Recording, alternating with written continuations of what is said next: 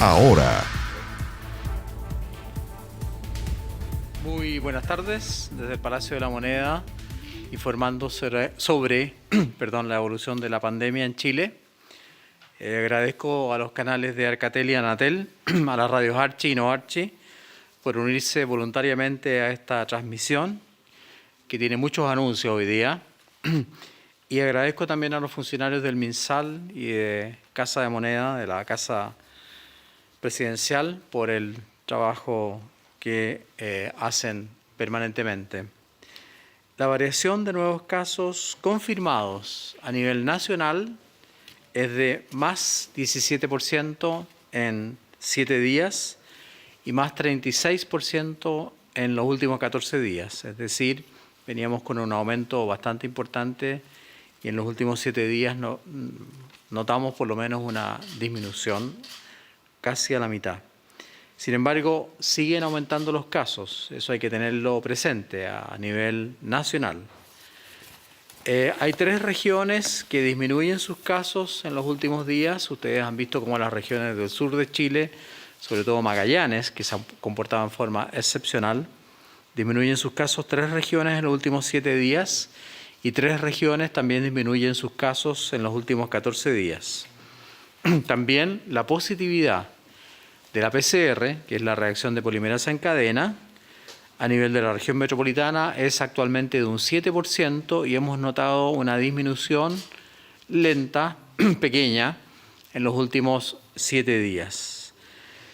Además, quiero destacar que hoy día hemos realizado 75.880 exámenes de reacción de polimerasa en cadena.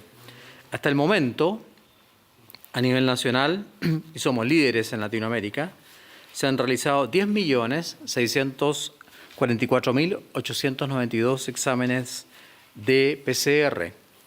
Repito, somos líderes en Latinoamérica. ¿Por qué lo digo?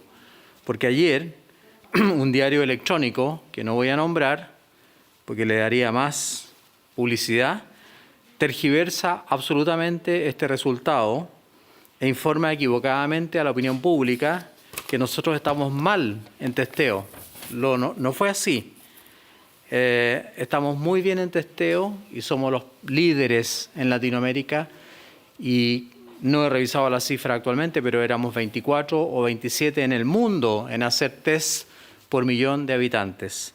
Así que le pido a ese diario electrónico que por favor revise lo que publica porque tergiversa y informa mal a la opinión pública. Ayer, nuevamente, recibimos 2 millones de dosis de vacunas en contra del coronavirus. Estas vacunas provenientes de China y de la empresa Sinovac fueron recibidas en el aeropuerto cerca de las 5 de la tarde en compañía del embajador de China, de la doctora Paula Daza, subsecretaria de Salud Pública, y del subsecretario de Relaciones Económicas de la Cancillería. Agradecemos a la tripulación del avión, que es un trabajo muy agotador, porque van y vuelven y hacen una escala en Sydney. Hasta el momento hemos recibido 11.971.476 dosis de vacuna Sinovac y 1.096.875 dosis de vacuna Pfizer. Hoy, al cierre de la colocación de vacunas que se hace a las 12 del día, hemos logrado vacunar con una dosis, con primera dosis, a 5.642.004 habitantes de Chile, vacunados con una dosis. Y en personas mayores de 60 años, que nos interesa mucho que se vacunen, obviamente, hemos logrado vacunar a 2.834.125 personas, habitantes de Chile, mayores de 60 años. Por lo tanto, seguimos avanzando muy bien en el plan de vacunación. Hoy día, a nivel internacional, estamos en el primer lugar, como siempre, en velocidad de vacunación, por sobre Emiratos Unidos por sobre Bahrein, por sobre Inglaterra, por sobre Estados Unidos y por sobre Israel. Seguimos ocupando el primer lugar en velocidad de vacunación a nivel mundial. Estamos comenzando una semana muy compleja desde el punto de vista sanitario y se requiere que nosotros sigamos manteniendo las medidas sanitarias para evitar la diseminación del virus. Quiero insistir en las reuniones hogareñas o en las reuniones familiares, donde hay que mantener el distanciamiento físico y, si no, usar mascarilla. Insistir en el lavado de manos, no compartir vasos, no compartir utensilios, no compartir comida. Y lo más útil, es decir, no compartir la comida en un solo utensilio, me refiero, que no saquen todos la comida del mismo lugar, por ejemplo, papas fritas u otros alimentos que se sirven antes del almuerzo. Y lo más útil para evitar la diseminación por gotitas sigue siendo la mascarilla. Por lo tanto, también en las filas de espera de los bancos, en el metro, usar la mascarilla. No se pueden sacar la mascarilla para hablar por teléfono, no se pueden sacar la mascarilla para fumar. Yo les pido ahí colaboración. Si una persona se saca la mascarilla para hablar por teléfono o se saca la mascarilla para fumar, el resto de la gente tiene que llamarle la atención, porque es la única forma de evitar la diseminación del virus. También en el transporte público, muy importante mantener la mascarilla, la única forma, ya que sabemos que la diseminación se produce fundamentalmente por gotita, cuando la gente grita, habla fuerte, tose o canta y no tiene mascarilla, disemina el virus con mucha facilidad. A continuación vamos a presentar los anuncios de los cambios de hoy día a cargo de la doctora Paula Daza, subsecretaria de Salud Pública. Doctora Daza. Muchas gracias, ministro. Bueno, muy buenas tardes. Hoy día estamos viviendo una situación compleja en nuestro país. Hemos visto un aumento del número de casos en forma significativa en algunas comunas. Tenemos muchas comunas que están en cuarentena. Tenemos otras comunas, más del 90% de nuestra población está en transición, cuarentena los fines de semana. Y necesitamos controlar la pandemia y para ello necesitamos disminuir la movilidad. Este fin de semana estuvieron muchas fiscalizaciones, se hicieron más de 50.000 fiscalizaciones por parte de la autoridad sanitaria, se cursaron más de 2.100 sumarios sanitarios, de ellos más de 1.700 sumarios sanitarios a personas y de ellos un 40% en horario de toque de queda. Es importante que las personas respeten las medidas sanitarias. Con respecto a los permisos, este fin de semana se pidieron más de 3.900.000 permisos para poder desplazarse, el permiso general de desplazamiento. Es por eso y por la importancia de disminuir la movilidad de las personas, hemos decidido suspender el permiso de desplazamiento personal los fines de semana y los festivos. Eso significa, en fin de semana, más del 90% de los permisos son los permisos de desplazamiento personal y necesitamos que las personas disminuyan su desplazamiento y se queden en las casas. Los otros permisos que existen, como el permiso de funeral, el permiso de gestión, establecimiento educacional, donante de sangre, comparecencia y otros, todos esos permisos se mantienen activos. El que se suspende por un periodo, esperamos que sea corto, es el permiso de desplazamiento personal. Esto va a regir a partir del próximo fin de semana de este mes, que es el 27 de marzo. Quiero también informar que sabemos que es importante que las personas mantengan haciéndose ejercicios o actividad física. Hoy día tenemos una banda de horario, Elige Vivir Sano, y esta banda horario se va a extender los fines de semana. Se va a extender los fines de semana desde las 6 a las 9 de la mañana, los días sábado, domingos y festivos. Esta banda horaria significa que las personas pueden salir a hacer actividad física, a caminar, a hacer alguna actividad física. No se requiere un permiso y hoy día se va a extender desde las 6 a las 9 de la mañana, solo los fines de semana, es decir, sábado, domingos y festivos. Con respecto a la situación de nuestro país, quiero anunciar los siguientes cambios que van a ocurrir a partir del día jueves siguiente, a partir del jueves 25 de marzo. Avanzan la transición en la región de Valparaíso, las comunas del Quisco y Catemu. En la región de O'Higgins, Las Cabras. En la región de los lagos, Kemchi y Palena. Avanzan a preparación también a partir del día jueves 25 de marzo a las 5 de la mañana. En la región de Atacama, Tierra Amarilla. En la región de Coquimbo, Andacollo. En la región de Maule, Bichuquén. Retroceden a transición también a partir del día jueves en la región de Valparaíso, la comuna de Putaendo. En la región de O'Higgins, Codegua y Mostazal. En la región de Ñuble, Coptecura, El Carme y Quirihue. En la región de Biobío, Nacimiento. Retroceden a cuarentena a partir del día jueves a las 5 de la mañana en la región de Coquimbo y Yapel. En la región de Valparaíso, Cabildo, Limache, La Cruz, Calera. En la región metropolitana retroceden a cuarentena a partir del día jueves a las 5 de la mañana las comunas de Cerro Navia, Maipú, Lo Espejo, La Reina, Macul, San Joaquín, El Monte, Melipilla, Estación Central, San Pedro, Peñalolén, La Pintana, Independencia, Puente Alto, Ñuñoa, San Bernardo, Pirque, Pedro Aguirre Cerda, Pudahuel, La Granja y Peñaflor. En la región de O'Higgins, Olivar, Graneros y Rancagua. En la región de Maule, las comunas de Rauco, San Javier, Yerbas Buena, San Clemente y Maule. En la región de Ñuble, San Carlos, Pinto y Quillón. En la región de Biobío, Santa Juana, Laja y Yumbel. Y en la región de los lagos, Puyehue y Quinchao. Son todas medidas que son muy duras, pero sabemos que estamos viviendo una situación compleja en nuestro país. Es importante decir que todas estas medidas rigen a partir del día jueves a las 5 de la mañana. Sí quiero recordar que el proceso de vacunación se mantiene sin interrupción.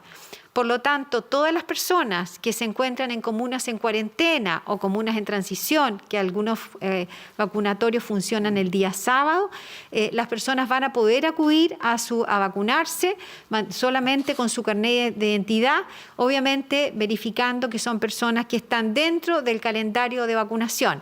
Por lo tanto, el proceso de vacunación se mantiene de la misma manera en todas las comunas que entran, obviamente, en cuarentena y en transición. Esas serían las medidas, ministro. Muchas gracias, doctora Daza, muy amable. Con este aumento en las medidas a partir del jueves, obviamente, pasan a cuarentena casi 14 millones de personas en Chile, 13,7 millones de personas.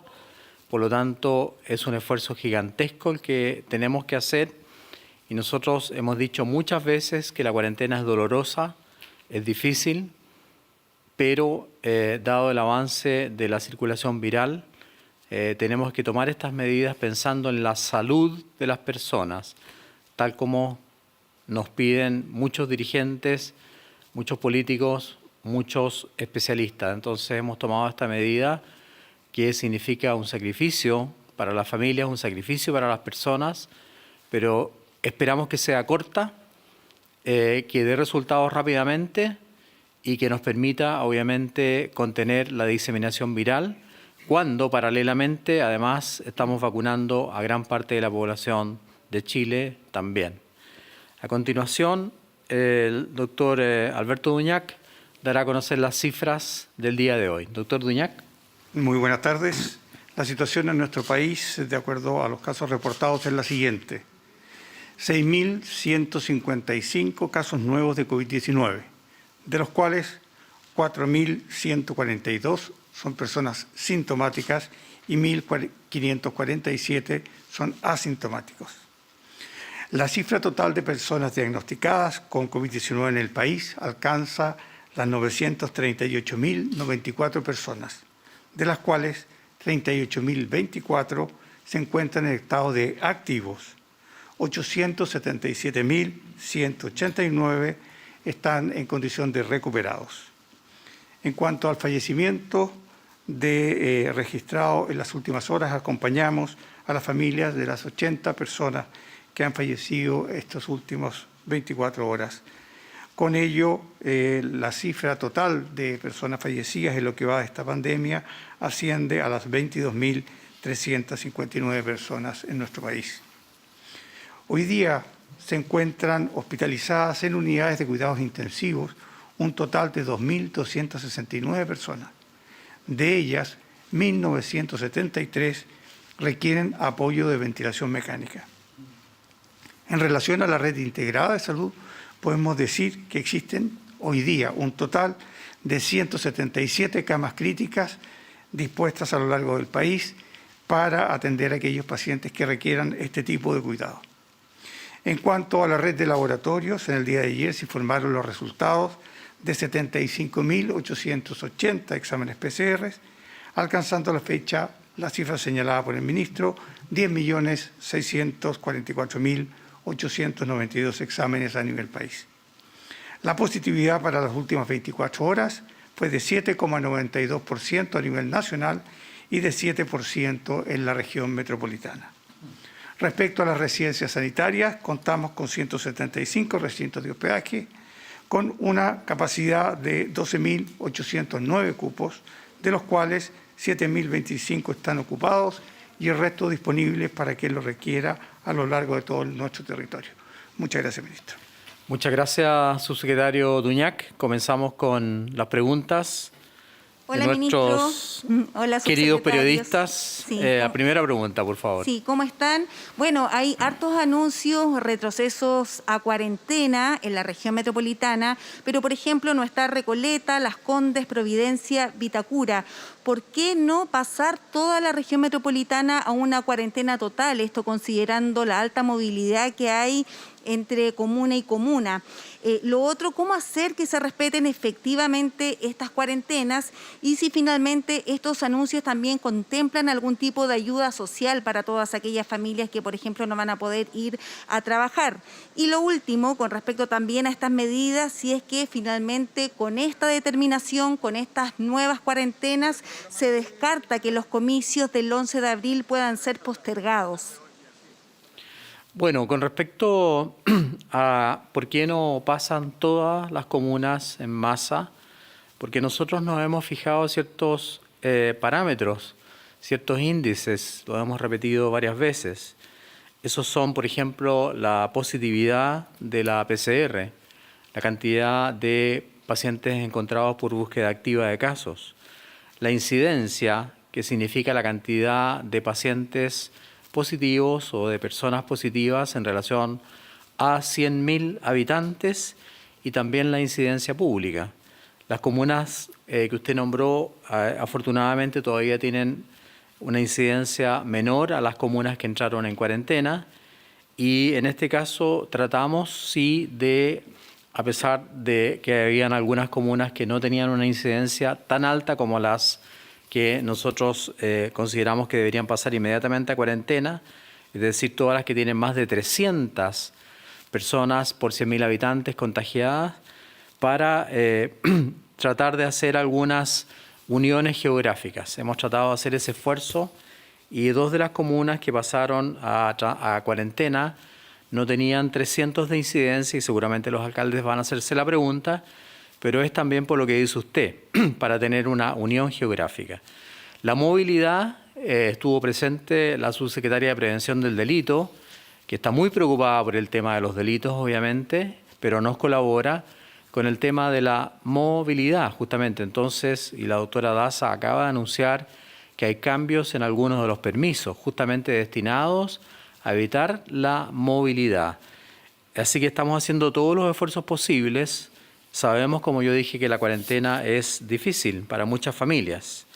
Con respecto al tema del plebiscito, nosotros consultamos a diferentes abogados, y el Ministerio de Salud no tiene esa potestad, si bien puede declarar la alerta sanitaria, como permite la alerta sanitaria, tomar algunas medidas como la misma cuarentena, no podemos tomar la medida nosotros independientemente de postergar la elección, ya que eso considera una ley, una reforma, y mientras está en funcionamiento el Congreso, es el Congreso el que tiene que conversar con el Ejecutivo para llegar a esa situación. También debe participar el CERVEL.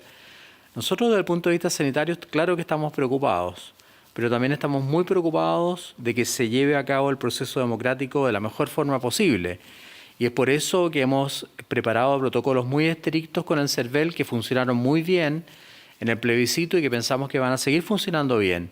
Además, la votación va a ser en 2 días. Los alcaldes ya están retirados de sus cargos. Muchos de los candidatos han gastado gran parte de su dinero para la propaganda política y los partidos también. Por lo tanto, no es fácil llegar y postergar la elección, pensando además que durante el año van a haber muchas otras elecciones. Además, se ha hecho en 2 días. Se ha pedido la colaboración de la población para que vaya en forma ordenada. Se han dado facilidades a los adultos mayores. Por lo tanto, a no ser que hubiese una real catástrofe, por el momento se mantiene tal como está en la ley la votación entre los días 10 y 11 de abril. Ministro, claro, usted ha hablado de otros factores, el calendario electoral, pero finalmente la recomendación como ministro de Salud, como autoridad sanitaria, resguardando, por supuesto, la salud de todos los chilenos. ¿Qué pasa ahí? ¿Cuál es la recomendación que ustedes hacen? Se entiende que ustedes no pueden cambiar este calendario, que hay una legislación, pero la recomendación como autoridad sanitaria, considerando que se alcanzó el día sábado un pic de contagio, más de 7.000 contagios, estamos a 20 días de las elecciones, también considerando la ocupación de camas, lo había dicho la doctora Isquia Siche, presidenta del Colegio Médico, que con un 95% de las camas UCI ocupadas, la recomendación era finalmente que no se hicieran, postergar las elecciones. Y lo otro, si es que le han pedido la consulta al Consejo Asesor COVID con respecto a este tema puntual. El porcentaje de ocupación de camas no es el único elemento que nosotros tomamos en cuenta. Yo acabo de leer varios otros elementos que tomamos en cuenta para hacer los cambios en el paso a paso. Por lo tanto, sí, siendo un elemento importante, no es el único que hay que tomar en cuenta. En segundo lugar, obviamente que las recomendaciones que nosotros podemos dar como equipo de salud se las daremos al presidente de la República en forma privada, pero no vamos a estar dando recomendaciones de forma pública para que nuestro presidente las escuche por la prensa, todo lo contrario. Nosotros respetamos a las autoridades, nos comunicamos con ellas como debe ser y en forma prudente y en forma democrática y con toda la tranquilidad posible. Por lo tanto, si nosotros queremos recomendar algo, se lo diremos al presidente en la forma en como debe ser. Y obviamente podemos consultar al comité asesor en pandemia y si es una buena sugerencia, está la subsecretaria Daza que asiste a todas las reuniones, yo a veces no asisto, le haremos las consultas necesarias. Pero hay que tomar en cuenta varios factores, como yo les he dicho, que tienen relación con el proceso democrático. Esto es una fiesta democrática, hay que felicitar a los vocales, a la gente del CERVEL. Por eso mismo adelantamos también la vacunación de los vocales para que podamos dar una cierta seguridad sabiendo que la inmunidad no se adquiere hasta 14 días después de la segunda dosis. Estamos haciendo un esfuerzo muy grande como país. Esto es una decisión que se tomó en un plebiscito, el cambio de la Constitución y para eso elegir constituyente. Yo creo que si vamos a hacer un cambio no puede anunciarse en este minuto y creo que hay que hacer las cosas bien hechas, meditadas y conversadas. Por lo tanto, yo les pido que si va a ocurrir algún cambio, ese anuncio lo esperen desde la autoridad correspondiente. Muchas gracias. Segunda pregunta, por favor. Ministro, buenas tardes. Respecto a este anuncio que acaba de hacer con este permiso de desplazamiento, ¿qué va a pasar en definitiva con la gente que quiere hacer compras el fin de semana? ¿Con los supermercados van a seguir abiertos? ¿Qué pasa con las ferias libres? Entonces, ¿las personas el fin de semana no van a poder hacer ningún tipo de compra? Qué bueno que nos hace esa pregunta porque meditamos mucho esta medida. La doctora Paula Daza contestará a esa pregunta.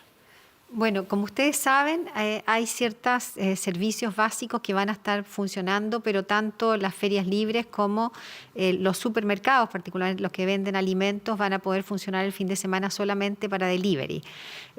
Necesitamos disminuir la movilidad, particularmente los fines de semana.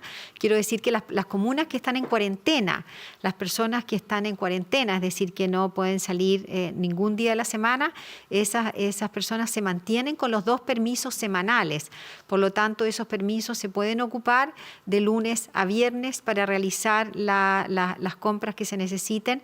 Por otro lado, quiero decir que las personas que están en las comunas en transición, que tenían este permiso, un permiso para el fin de semana, ellos pueden funcionar de lunes a viernes. Es una medida estricta, es una medida dura, lo sabemos. Esperamos que sea corta, de corto tiempo, pero estamos haciendo un gran esfuerzo y le pedimos a la ciudadanía un gran esfuerzo durante estas semanas por la situación epidemiológica que estamos viviendo hoy día. Por lo tanto, las personas mantienen su permiso para los días de semana para hacer las compras y el fin de semana no, y todo lo que son el comercio, desde el punto de vista esencial, puede hacer ventas, pero solamente a través de delivery. Muchas gracias, doctora Daza. ¿Hay otra parte de la pregunta? Sí, hay otra parte de la pregunta que tiene que ver con el colegio médico. Si usted en definitiva, después de todo lo que ha pasado y las declaraciones cruzadas con Isquia Siches, el ministro París, o si usted ha pensado en renunciar al colegio médico. Declaraciones cruzadas no han habido, porque yo no he emitido ninguna declaración. Todo lo contrario, he dicho que no voy a responder a las declaraciones de la doctora Siches. Yo me inscribí en el colegio médico prácticamente el día que me recibí. Y me fui caminando desde la Universidad Católica hasta nuestro querido edificio de Esmeralda a pie y me inscribí ese mismo día, el primer día, apenas recibí mi título, porque así decía la tradición y así los médicos mantuvimos durante muchos años esa tradición de inscribirse en el colegio médico, porque es una institución que respetamos, que queremos, que defendemos y que mantenemos muy alto dentro de nuestro espíritu. Por lo tanto, de ninguna manera yo voy a renunciar al Colegio Médico de Chile, porque aunque haya recibido, digamos, ciertos ataques, que no los voy a responder, eso no me inhibe de seguir siendo parte del Colegio Médico de Chile. Yo fui presidente del Colegio Médico de Chile durante 6 años. Nunca hice un paro, jamás llamé a paro, jamás traté mal a las ministras o los ministros. Siempre conversé con Jaime Mañalich, con la doctora Elia Molina, con la doctora Carmen Castillo, mantuvimos un respeto.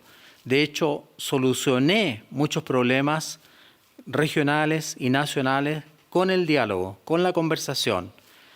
Me opuse a los paros, me opuse a las protestas que conducían a la pérdida de la atención de las personas, porque justamente el Colegio Médico tiene que dialogar, tiene que pensar en la salud de las personas. Cuando se ataque al ministro, cuando se ataca a la subsecretaria o al subsecretario, no nos atacan a nosotros, atacan al personal de salud que ha estado trabajando en esta pandemia en forma sacrificada, entregando parte importantísima de su tiempo, alejándose de su familia. Incluso hemos tenido funcionarios que han perdido la vida. Entonces, cuando se ataca a la autoridad, no es la autoridad la que recibe el ataque. La reciben miles de funcionarios de salud, miles de mujeres y hombres que han dejado su vida trabajando en contra de la pandemia. Por lo tanto, eso no me permite, digamos, obviamente no sentir dolor y molestia por las palabras hirientes, pero yo sigo siendo miembro del Colegio Médico de Chile y no me va a inhibir ningún ataque a renunciar a mi colegiatura. Muchas gracias. Muy buenas tardes. El viernes... Buenas tardes. Sí, ¿cómo están? El gobierno va a permitir, y ya lo sabemos, esto se está ejecutando en fase 2, la realización de ceremonias de cultos religiosos en lugares abiertos con un máximo de 20 personas y un máximo de 10 personas en espacios cerrados. Este viernes, 19 de marzo, se realizó una actividad encabezada por el arzobispo de Santiago, Celestino Aoz, que presidió una Eucaristía en un hogar de ancianos en Lo Barnechea, comuna que está en transición. Sin embargo, habían más de 10 personas en el templo donde se realizó esta ceremonia, siendo un espacio cerrado. ¿Qué ocurre en este caso? ¿Hay un permiso especial? ¿Qué respuesta se puede dar ante aquello en el no cumplimiento a priori de las medidas que ustedes habían entregado? Muchas gracias por la pregunta. Obviamente que no hay ningún permiso especial y eso usted lo sabe. Sin embargo, la doctora Daza va a contestar a esa pregunta. Bueno, efectivamente, hoy día se permite la realización de cultos religiosos, están ya sea 10 personas en lugares cerrados, 20 personas en lugares abiertos, las comunas que están en transición. Con respecto a la situación particular, no hay ningún permiso especial para ninguna actividad y quiero decir que efectivamente es importante que todas las personas respeten las medidas sanitarias, como son los aforos, y los seremis de salud son los encargados de fiscalizar estas situaciones. Sabemos que son medidas difíciles, que son medidas duras, pero necesitamos todos respetar las medidas sanitarias para poder contener la evolución de la pandemia, pero no existen permisos especiales para realizar ninguna actividad especial. Muchas gracias, doctora Daza. Sí, otra pregunta igual relacionada con lo que se ha indicado respecto de la Iglesia, pero tiene relación con el Seremi de Salud subrogante de la región de Magallanes, Eduardo Castillo. Hace algunas semanas habíamos dado a conocer que el mismo obispo, Bernardo Bastres, había dicho que creemos que cuando una ley es injusta y cuando una ley está contra la conciencia, uno puede desobedecer la ley. ¿Por qué recuerdo este episodio? Porque atrás del obispo había un diácono, que es justamente el Seremi de Salud subrogante de Magallanes, Eduardo Castillo. ¿Puede continuar en el cargo considerando esta afirmación? ¿Estaba detrás de él? ¿Es parte también de la Iglesia? Porque ¿cómo puede después estar fiscalizando a la misma Iglesia donde actualmente es diácono? Y además considerando que es subrogante. Muchas gracias por la pregunta.